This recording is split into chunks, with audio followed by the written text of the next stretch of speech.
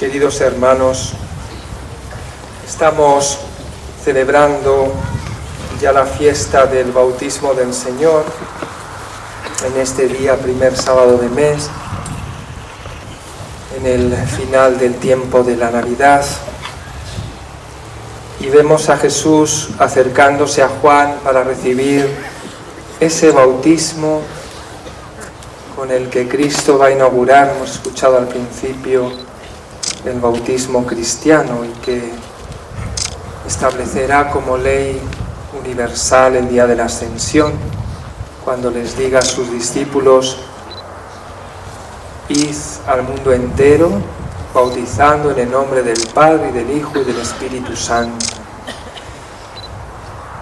Vemos cómo el Señor se pone en la fila de los pecadores, se hace cercano a ellos, y una vez que recibe el bautismo, mientras salía del agua, hubo esa manifestación del Padre y del Espíritu Santo.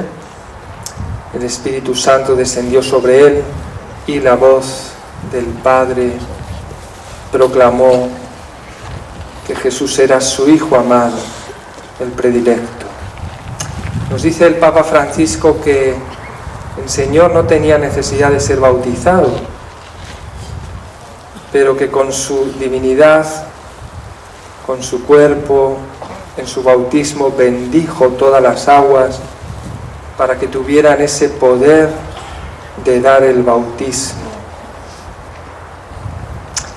El bautismo del Señor es además una prefiguración de su bautismo definitivo, el de sangre,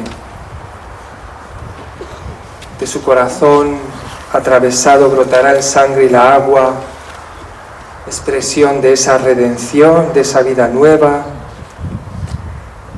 gracia tan especial que recibimos en nuestro bautismo, sacramento necesario para la salvación de todos los que les ha podido ser anunciado el Evangelio de Jesucristo, y que nos purifica del pecado, como sabemos, y nos convierte en hijos de Dios.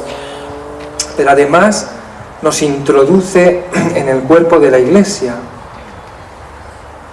y la fe que recibimos, dice el Papa Francisco, es la fe de María, la fe de San José, de San Pedro, de San Andrés, de San Juan, de los apóstoles, de los mártires.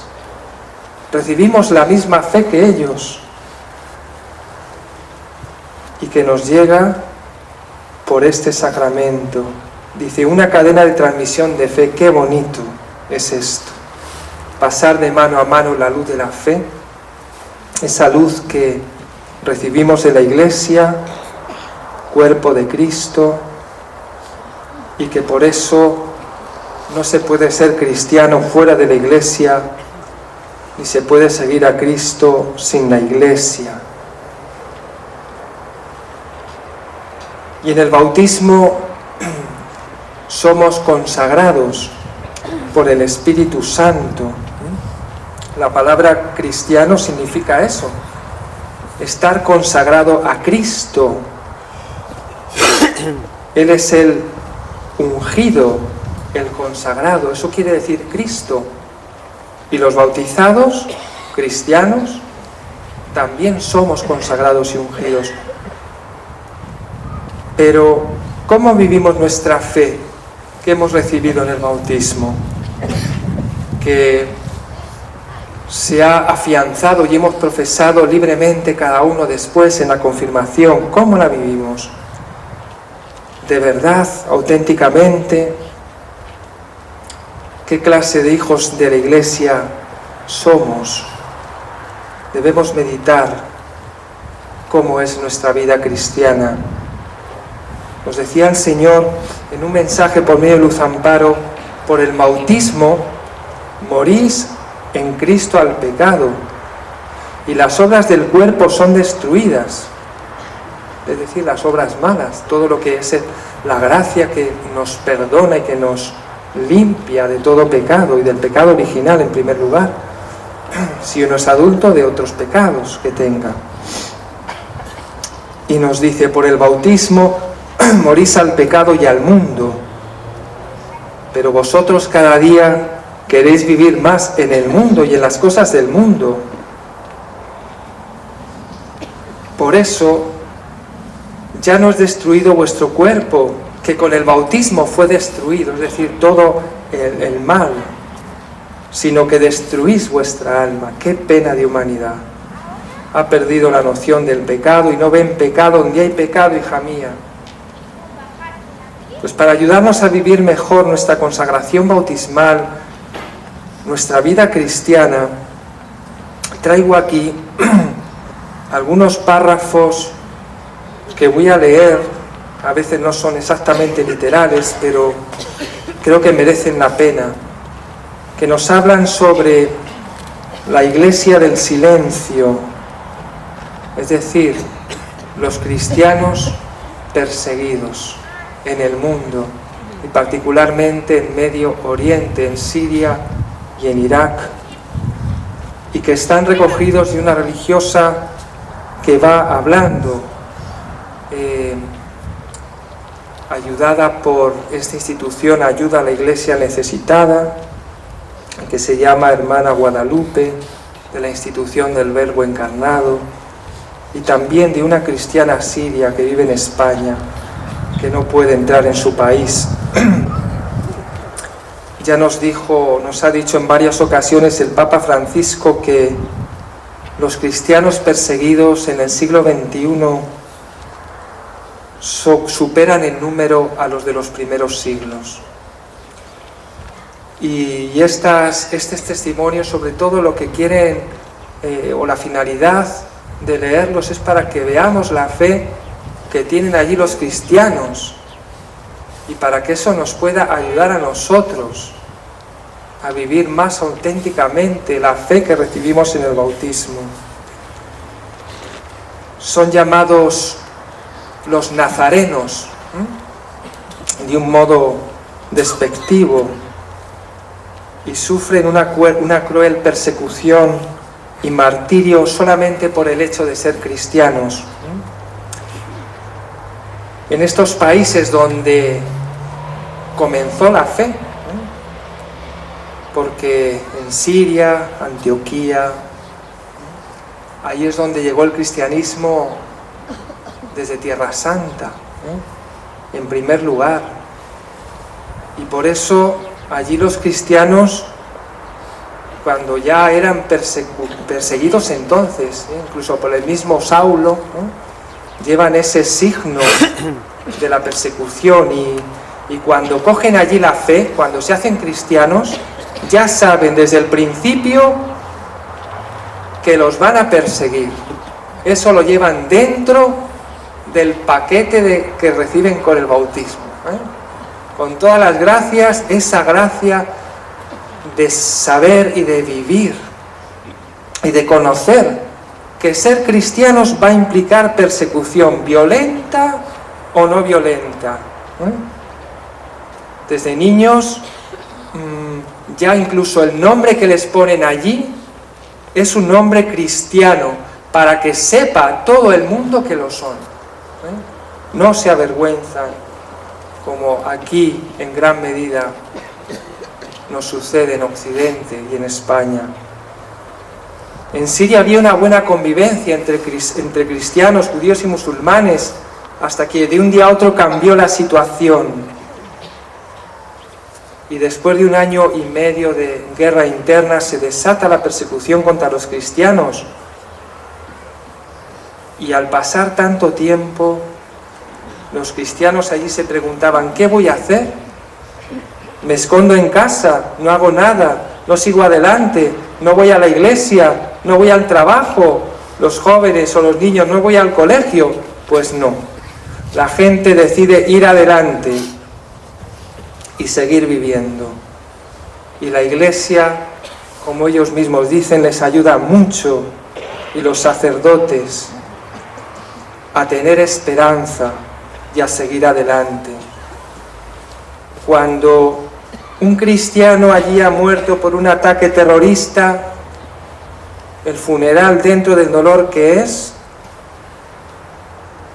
lo celebran como si fuera una boda. Se decora de blanco, el féretro se pone en flores blancas, porque para ellos, para los cristianos, los mártires son novios y novias que se entregan a Dios. Los cristianos en Siria, el ir a misa, saben que puede significar la muerte para ellos. Y si les preguntas si de verdad quieren ir a misa, contestan, claro, yo prefiero morir comiendo el cuerpo de Jesús que quedarme en casa. Cuando aquí, si vamos a misa vamos, y si no vamos, no vamos. ¿Qué diferencia? ¿Qué ejemplo? ¿Qué amor a la Eucaristía? A riesgo, cada día que van a misa, de su propia vida. Esta convicción de preferir el martirio y de ofrecerse por Cristo es una fuerza que ellos tienen, auténtica. Cuando alguien les pregunta ¿cómo es posible que tengan esa fuerza?, responden, es muy fácil, tienes que pedir al Espíritu Santo que te va a ayudar y te da fuerza. Y lo tienes, lo coges, lo sientes dentro y sigues adelante. Y las iglesias siempre están llenas, y la gente fuera de las iglesias con pantallitas que les ponen para los que no pueden entrar, siendo objetivos directos de la persecución, de los atentados, de los obuses, de las bombas que allí les ponen. Comenta esta hermana, lo que hemos comentado era de esta cristiana siria, la hermana Guadalupe, que estaba allí en Siria destinada. Dice, cuando nuestros superiores vieron la guerra, nos ofrecieron cambiar de misión, pues no estábamos obligadas a quedarnos allí, pero quisimos quedarnos. Pero necesitábamos el apoyo de nuestras familias. Cuando llamé a mis padres, ellos sabían cómo estaba la situación. Yo les dije, pero me quiero quedar. ¿Ustedes qué dicen? Me dijeron, ¿has estado con esta gente hasta ahora y los vas a abandonar cuando más te necesitan? Tienes que quedarte allí, si no, no te puede llamar misionera, me dijeron. Aun cuando esto signifique tener que dar la vida. Qué testimonio de hija y de padres. Y de padres. Allí, en invierno, mueren los niños de frío. No tienen electricidad nada más que 2 horas al día. Llega el agua unas horas en semana. Solo pueden soportar esta persecución y esta situación, dice la hermana, por la gracia de Dios. Tenemos cristianos en nuestras parroquias que han sido secuestrados y les han puesto la ametralladora en la cabeza para que renegaran de Jesucristo, de su fe, y no lo han hecho. Esto para que esto nos ayude a nosotros a avivar nuestra fe, a veces cobarde, frágil y débil.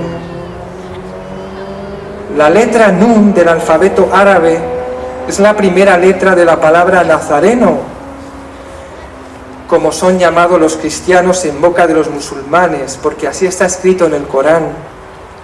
Y los grupos más extremistas del Estado Islámico, cuando entran en los pueblos, en los barrios, marcan las casas con esa letra, para identificar dónde hay viviendo cristianos para entrar y matarlos.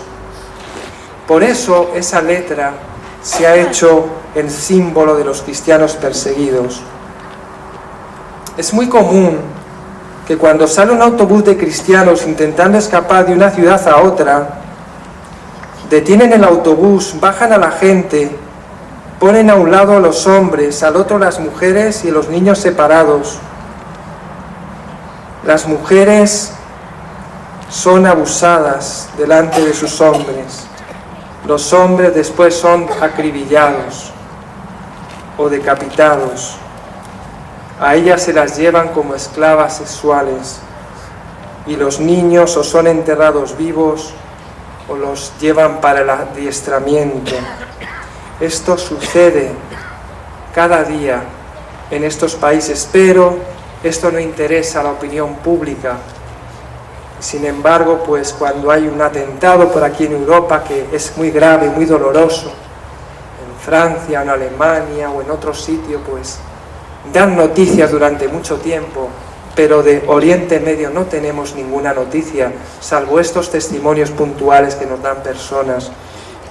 Pensemos si es grave esto que sucede en Europa, imaginemos eso mismo en Oriente Medio, un día, al día siguiente, al otro, una semana, un mes, un año, así hasta 4 años que llevan. Cristianos descuartizados puestos en bolsas de basura en un contenedor que pone no tocar, es cristiano. Cayó un misil a 50 metros del obispado de esta ciudad de Alepo, cuando estaba la gente en plena calle. Más de 400 muertos de cristianos, muchos estudiantes universitarios. La catedral quedó muy dañada, no pudieron usarla durante varios meses, pero ese mismo día, unas horas después, ya estaban la gente del obispado y los jóvenes barriendo los escombros, cristales, preparando un salón en el obispado para celebrar la misa. Ese día se duplicó el número de gente en la misa diaria. ¿Cómo es posible esto? Dice esta religiosa, es que cuando ellos sufren más, rezan más. Cuando la prueba es más grande, hace falta una gracia más grande y por tanto hay que pedirla más. Y eso es lo que hacen. Los persiguen y son más fuertes. Los terroristas cogen a los cristianos, como sucedió a una mujer en uno de esos pueblos, y la ataron a una columna para que todo el que pasase la golpeara hasta que ella pidiera convertirse al Islam y renegara de Jesucristo y de su fe, y no pidió convertirse al Islam. Aguantó allí hasta que murió. Todos los días hay crucifixiones, matanzas, todos los días son verdaderos mártires. Se quiere exterminar la fe cristiana allí. Sin embargo, los cristianos allí tienen alegría, sonríen en el sufrimiento. ¿Cómo puede ser esto posible? La única respuesta es la fe que los anima, que los hace fuertes, que los hace continuar cada día. Jóvenes, empresarios, millonarios, porque era un país rico, y que ahora lo han perdido todo, sonríen más. Y ellos dicen que lo que sucede es que antes estábamos tan entretenidos con las cosas del mundo que nos olvidábamos de las cosas importantes, y ahora la guerra y la persecución nos ha dado una sacudida y ha puesto cada cosa en su lugar. Antes lo primero era lo material, la diversión, el placer, la fama, nuestra alma lo último, y iban a misa los domingos. Ahora tienen un contacto directo con la muerte, y esto les ha dado una sacudida interior. Pensemos que hay personas que allí se ven un día en una reunión parroquial y al día siguiente ya no se vuelven a ver, porque alguno ha muerto por persecución. Y ellos no se avergüenzan de su fe cuando nosotros tratamos de esconder que somos cristianos. en muchos ambientes por respetos humanos, y ellos nos cuestionan cómo estamos viviendo nuestra fe, que tenemos que vivirla sin miedo y manifestarnos como cristianos. Esto lo dice esta religiosa verdaderamente admirable. Derraman su sangre, dice, pero que no sea en vano. Estos cristianos nos señalan el cielo continuamente y nos dicen que no miremos tanto para abajo, para la tierra, para lo material, que es allí hacia donde tenemos que mirar. La fe nos tiene que cambiar la vida como les ha cambiado a estas personas. Y cuando ellos incluso necesitan tanto materialmente, sin embargo, solo piden al mundo que recen por ellos, que recen por ellos. Pues pidamos a la Santísima Virgen esta gracia, que ella nos ayude a estar muy unidos espiritualmente a nuestros hermanos cristianos perseguidos, para que por la comunión de los santos su testimonio fortalezca nuestra vida cristiana recibida en el bautismo y nuestra oración continua por ellos, cristianos ejemplares, mártires, les ayude a seguir perseverando en esa vida heroica, en esa vida evangélica, en ese testimonio por Cristo dado cada día. Que así sea.